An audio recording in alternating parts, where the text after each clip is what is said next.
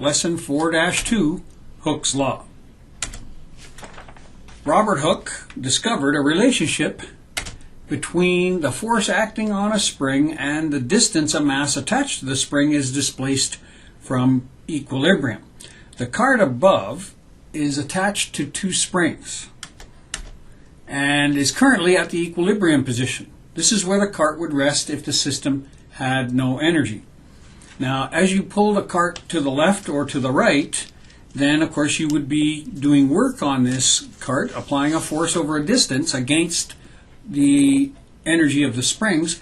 You would be giving the springs elastic potential energy, and of course in order to give them energy you have to do work on them, and the work is equal to F times D. However, Hooke said that the force required to move the cart away from equilibrium does not stay the same, but increases as you move further from equilibrium. So only a small distance from equilibrium, you don't need much of a force to get out there. But to get further and further away from equilibrium requires more and more force. And so he said that the force is equal to Kx.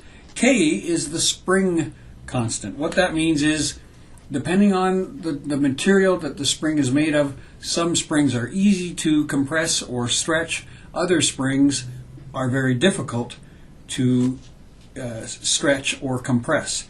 And what he's saying is that every spring has its own unique constant. And the spring constant is measured in newtons per meter. That is the newtons of force. How many newtons of force are required to stretch that spring 1 meter? And so the further you move from equilibrium, the greater the force that wants to move the cart to equilibrium. This is called the restoring force.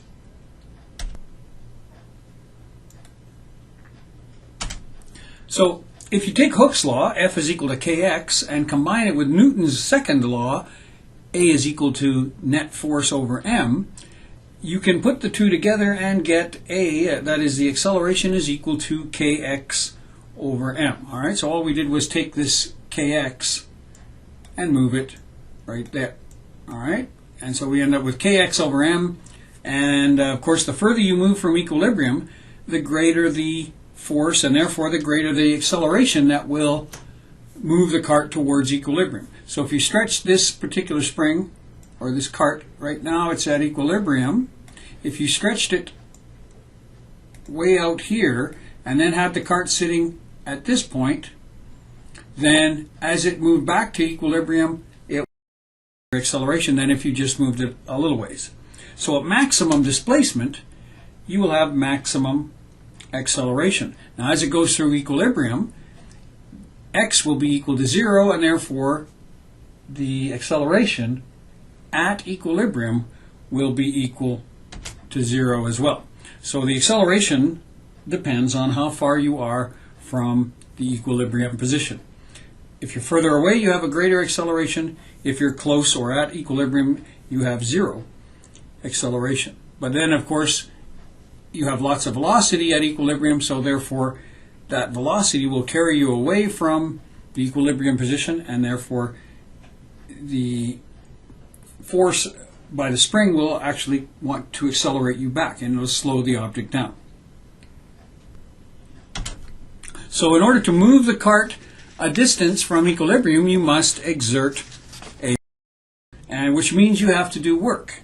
And the work gives the system elastic potential energy, which of course when released will turn into kinetic energy. And so you have a, if this was an ideal system, you would have a trade-off between elastic potential and kinetic energy.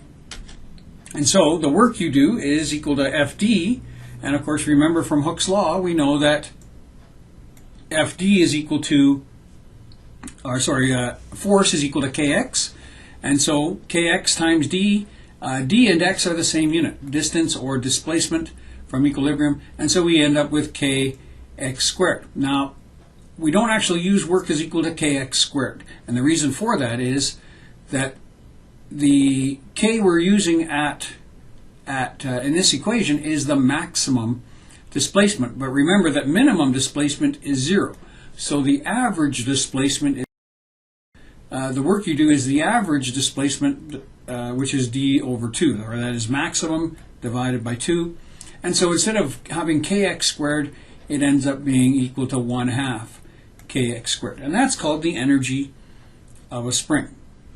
And so it's similar to 1/2 mv squared, but is the elastic potential energy of any spring. And that includes any other type of spring system, such as an elastic band or a bow and arrow. All are examples of elastic spring systems. So the work you do on a bow and arrow is 1/2 kx squared as well. You'd have to just know what the k value is for that system.